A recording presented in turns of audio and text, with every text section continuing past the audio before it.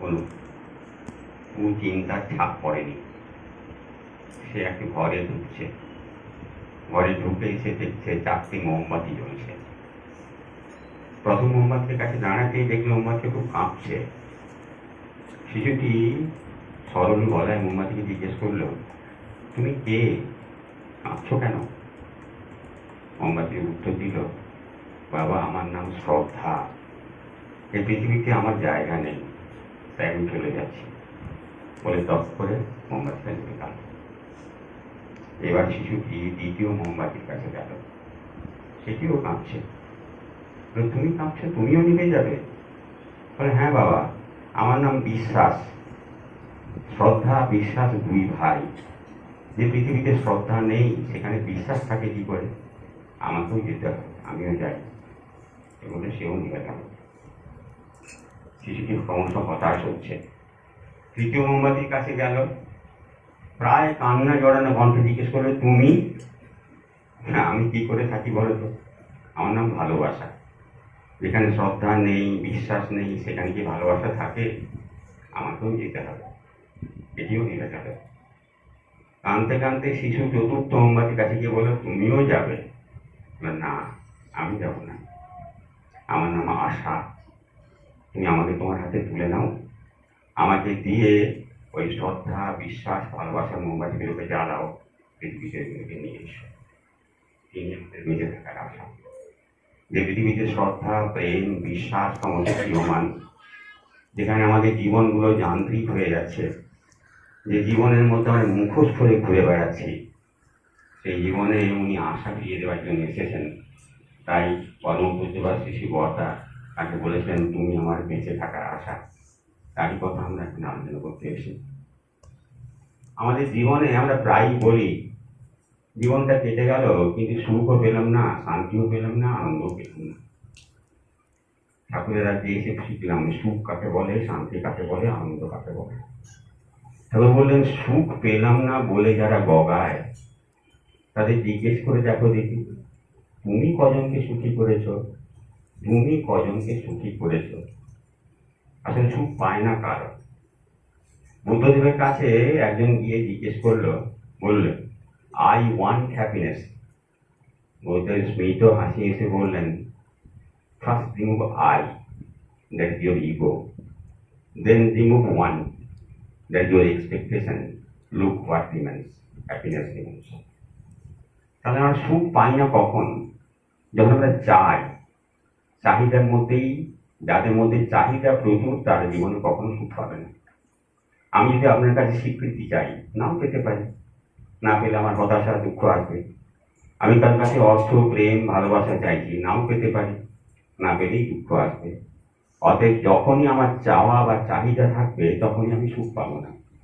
কিন্তু আমি দিতে চাই, আমি যদি আপনাকে স্বীকৃতি দিতে চাই, আমি যদি আপনাকে অর্থ, প্রেম, ভালোবাসা দিতে চাই, দেওয়ায় তো কোনো বাধা নেই। তাই দিতে গেলে কিন্তু কখনো অসুখ আসে না। সেই জন্যই ঠাকুর বাইবার বলছেন, দিয়ে দাও, কিচ্ছু চেও না, দেখবে সব তোমার হয়ে যাবে। তাই যদি সত্যি জীবনে সুখী হতে চান, প্রথম নিজের চাহিদাকে বিসর্জন দিন। আমাদের এই চাহিদা, যার কোনো লিমিট নেই, যার কোনো লিমিট নেই। মহাত্মা গান্ধী বলেছিলেন, nature has enough to meet our need, but not enough to meet our greed. কাজে আমাদের এই লোভটাকে যত আমরা সংবরণ করতে পারবো, চাহিদাটাকে যত সংকুচিত করতে পারবো, তত দেখবো জীবনে সুখ আছে। শান্তি নেই, শান্তি নেই বলি। তবে বললেন, শান্তি পেতে চাও, আগে শান্ত হও। শান্তি পেতে গেলে নিজেকে শান্ত হতে হবে। আমি আমার একটা অভিজ্ঞতা বলি। বহুকাল আগে, তখন পরম পূজ্যপাদ শ্রী দাদা ছিলেন, বর্তমান আচার্যদেরকে তখন আমরা পূজ্যপাদ বাবাইদা বলে ডাকতাম। তার কাছে একটি মা গিয়েছেন তার কোলে একটি ছেলেকে নিয়ে, যে তাকে বলছেন, আমার এই ছেলেটি বড় চঞ্চল, সবসময় ছটফট করে, একদম শান্ত নয়। তিনি এসে তার দিকে তাকিয়ে বললেন, ও তো শিশু, ও চঞ্চল হবেই, আপনি শান্ত তো? আপনি শান্ত তো? এই যে এখানে আমরা বসে আছি, আমার মনের কতটা অংশ ঠাকুরের দিকে রয়েছে, আর কতটা অংশ অন্যদিকে ঘুরে বেড়াচ্ছে, বিভিন্ন জায়গায় ঘুরে বেড়াচ্ছে। আবার বুদ্ধদেবের গল্প বলি। আপনারা অঙ্গুলিমাল বলে এক ডাকাতের গল্প শুনেছেন, হয়তো অনেকে জানেন। দুর্ধর্ষ ডাকাত ছিল। সে যারা পথিক যেত জঙ্গলের ভেতর দিয়ে তাদেরকে আটকে তাদের সম্পত্তি লুট করতো, কড়ি আঙুলগুলোকে কেটে মালা করে গলায় করে থাকতো। তাই অঙ্গুলিমাল পথিকের অপেক্ষায় আছে, বুদ্ধদেব সেই পথ দিয়ে যাচ্ছেন, ধীর স্থির আর শান্ত সমাহিত। অঙ্গুলিমাল চিৎকার করে বলে, থামো। বুদ্ধদেব হাঁটতেই লাগলেন। আবার সে চিৎকার করে বলে, তোমাকে থামতে বলছি না, থামো। থামেন না। এবারে সামনে এসে চিৎকার করে বললেন, থামছো না কেন, থামতে বলছি। এসে বুদ্ধদেব উত্তর দিলেন, আমি তো থেমেই আছি, তুমি কি থেমে আছো? তাই শান্তি পেতে গেলে শান্ত হতে হয়। আমি কি শান্ত আছি? আমি শান্ত তো নেই। আমি অল্পতেই এক্সাইটেড হয়ে যাচ্ছি। আমি অশান্ত কখন হই? যখনই কারোর কথা, ব্যবহার ইত্যাদি আমার পছন্দ হয় না। ঠাকুর বলছেন, যখনই তুমি দেখবে কারোর সাথে তোমার স্বার্থদ্বন্দ্ব, তখনই তোমার চোখে সে হয়ে ওঠে মন্দ। যার সাথে আমার কনফ্লিক্ট রয়েছে, আজকাল কনফ্লিক্টের নানান ভাষা রয়েছে। আর যদি শান্তি পেতে চাই, আগে নিজেকে শান্ত হতে হবে। শান্ত হওয়ার উপায়, শান্ত হওয়ার উপায় ঠাকুর বাতলে দিয়েছেন। 24 ঘন্টার মধ্যে কিছুটা সময় তো তার জন্য বার করতে হবে। সবথেকে ভালো হচ্ছে একেবারে উষা। উষা কখন? ডাকে পাখি নাচারে বাসা। সেই সান্ধ্যক্ষণে যে চার প্রতিকৃতির সামনে বসে আমি নাম ধ্যান করি, নামে মানুষকে নমিত করে, তাহলে দেখবো আমার অশান্ত মন আস্তে আস্তে শান্ত হয়ে যাচ্ছে। উপনিষদে দুখানে পাখির কথা বর্ণনা আছে। একই গাছে দুটো পাখি বসে আছে, হুবহু একই ধরনের দেখতে। প্রথম পাখিটা নিজের ডালে, সে এদিক ওদিক তাকাচ্ছে, সবসময় ছটফট করছে। দ্বিতীয় পাখিটা উপরের ডালে তাকে দেখছে। স্বামী বিবেকানন্দ বলতেন, এই যেটা ছটফট করছে সেটা হলো জীবাত্মা, আর উপরে যেটা সেটা পরমাত্মা। তিনি বলতেন, তুমি যখন ধ্যানে বসবে তখন তোমার মনকে বাইফার্কেট করে দাও। একটা দ্রষ্টা মন আর একটা মনকে স্বাধীনতা দিয়ে দাও, ফ্রম হেভেন টু হেল, যেখানে যাচ্ছে সে যাক।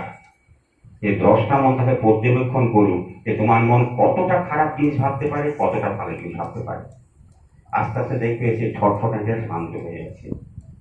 জনক আমেরিকান ভক্ত স্বামী বিবেকানন্দকে জিজ্ঞেস করেছিলেন, what did you get by meditation, what did you get by meditation? Swamiji উত্তর দিয়েছিলেন, I get nothing, in fact I lost. Lost? What have you lost? তিনি শান্ত হয়ে উত্তর দিলেন, I lost my anger, I lost my depression, I lost my jealousy, I lost my insecurity. যদি শান্ত হতে চান, 24 ঘন্টার মধ্যে একটু সময় বার করুন, অজুহাত দেবেন না। আমার ছোট দুলাল বাবু একজন ছিলেন মেদিনীপুরে, তিনি বলতেন, দাদা মানুষের 3টে হাত, ডান হাত, বাম হাত আর অজুহাত। কোনো অজুহাত দেবেন না। 24 ঘন্টার মধ্যে অন্তত 5টা মিনিট, এখন বলছেন আচার্যদেব, অন্তত 5 মিনিট চক্রফটের কাছে বসে স্থির হয়ে ধ্যান করুন, এবং আস্তে আস্তে আপনি শান্ত হবেন। এই শান্তিটা আসা দরকার। আর আনন্দ, আনন্দের সন্ধান। পথে পরিগ্রন্থে ঠাকুর বলছেন যে প্রবৃত্তি থেকে মানুষ যদি একটু নিজেকে আড়াল না করতে পারে, তাহলে অন্তরের অন্তঃস্থলে যে পূর্ণ আনন্দ বিরাজ করছে, মানুষ তার সন্ধান পায় না। এই আনন্দের ইংরেজি কিন্তু হ্যাপিনেস নয়, এই ইংরেজি হচ্ছে ব্লিস। এই ব্লিসটা আমার ভেতরে এখানে আছে, আমি তার সন্ধান পাচ্ছি না। কেন? প্রবৃত্তি আমাদেরকে ঘোরাচ্ছে। প্রবৃত্তি কাকে বলে? প্রবৃত্তিতে প্রায় আমরা বলি, প্রবৃত্তি কাকে বলে? এই আমার আঙুলটা যখন আমি মুভ করছি, এটাকে সাম সর্ট অফ মুভমেন্ট। এই টাইপের মুভমেন্টকে সায়েন্সে বলে ট্রান্সলেটারি মুভমেন্ট। কিন্তু এইভাবে যদি আমি ঘোরাই, এটাকে বলে সার্কুলার মোশন, বাংলায় বলে বৃত্তাকার গতি। এইভাবে গতিতে কিন্তু কোনো অগ্রগতি হয় না। ঠোর বড়ি খাড়া, খাড়া বড়ি ঠোর, স্বয়ং ভোজন রমন, স্বয়ং ভোজন রমন চক্র আবৃত্তি হয়ে থাকে। যখন আমার জীবনে এই ধরনের বৃত্তাকার গতিটাই প্রকট হয়ে ওঠে, ঠাকুর বললেন তাকে বলে প্রবৃত্তি। আমি এর থেকে বেরোতে পারছি না। মানুষের কত ধরনের প্রবৃত্তি হয়, ঠাকুরা এসে দেখলাম মানুষের বেশ কয়েক ধরনের প্রবৃত্তি হয়। একে বলি। প্রথম কমপ্লেক্স, মানি কমপ্লেক্স, টাকার প্রতি টান। টাকা ছাড়া যেন আমরা বাঁচতে পারি না। আমি একটা জিনিস লক্ষ্য করে দেখেছিলাম, আমার জীবনে আমি যখন প্রথম ছাত্র ছিলাম, আর খুব সৌভাগ্য যেন অসাধারণ কিছু ভালো শিক্ষকের সংস্পর্শে এসেছি, যারা সত্যিকারে একবারে ঋষি গল্প টিচার। তাদের আলোচনার মধ্যে নানান সাবজেক্ট ছিল, কিন্তু যখন আমি কলেজে অধ্যাপনা করলাম, আমি কারোর নিন্দা করছি না, আর কলিগদের মধ্যে শেষ দিকে দেখতাম কেবলমাত্র ডিএ, পেনশন ইত্যাদি অর্থকরী আলোচনা। মানে এডুকেশন বাদ হয়ে গেল। এই যে অর্থকেন্দ্রিক মানি আমাদের সবসময় দরকার। টাকা আপনাকে কি দিতে পারে আর কি দিতে পারে না। টাকা আপনাকে দুঃখ ফেনানিব সজ্জা দিতে পারে, টাকা কিন্তু আপনাকে ঘুম দিতে পারে না।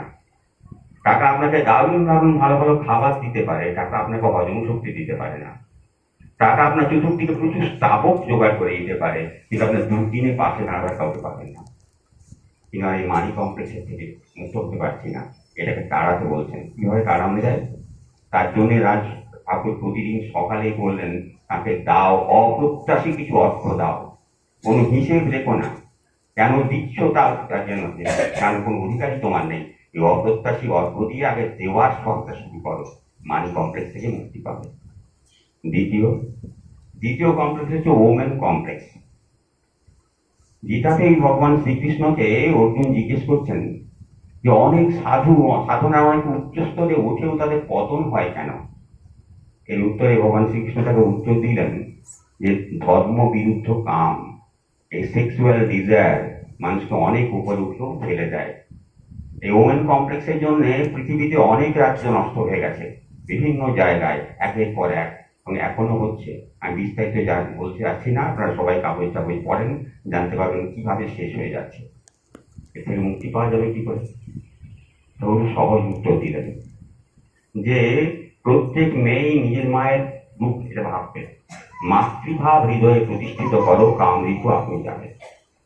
স্বামী বিবেকানন্দ বলতেন মা শব্দটি হচ্ছে পৃথিবীর পবিত্রতম শব্দ, যার কাছে কাম মাথা উঁচু করে রাখো, কিছু করতে পারে না। এই মাতৃভাবটা হৃদয়ে প্রতিষ্ঠিত করতে হবে। এটা যদি অভ্যাস করা যায় দেখা যাবে একটা আলাদা মানে জিনিসই হয়ে যাবে। কাজেই এই ওমেন কমপ্লেক্স থেকে মুক্তি পেতে গেলে এটা কিন্তু দরকার। নেক্সট আসছে ফুড কমপ্লেক্স। খাওয়া খাওয়া খাদ্যদ্রব্যের প্রতি লোভ, অধুনা ফাস্ট ফুডের প্রতি আমাদের যে আসক্তি, এবং ফাস্ট ফুডের প্রতি আসক্তিটা এবং সাথে সাথে মাছ মাংস ইত্যাদিগুলো। ঠাকুর বলেন মাছ মাংস খাস নে আর পেঁয়াজ রসুন মাদক ছাড়। এই যে জিনিসটা মাছ মাংস খেলে কি হয় না হয়, এই জন্য ডাক্তারদের মধ্যে একটা গ্রুপ যেমন তার সাপোর্টে কথা বলবে, একজন মানে বিপরীত কথা বলবে। সাপোর্টে যারা বলেন তারা বলেন যে এসেন্সিয়াল অ্যামাইনো অ্যাসিড যেটা 10টা মানুষের জন্য দরকার, সেগুলো অ্যানিম্যাল প্রোটিনে আছে, না খেলে হয় না। আবার একজন বলবে না খেতেই দরকার, না খেলেও চলবে।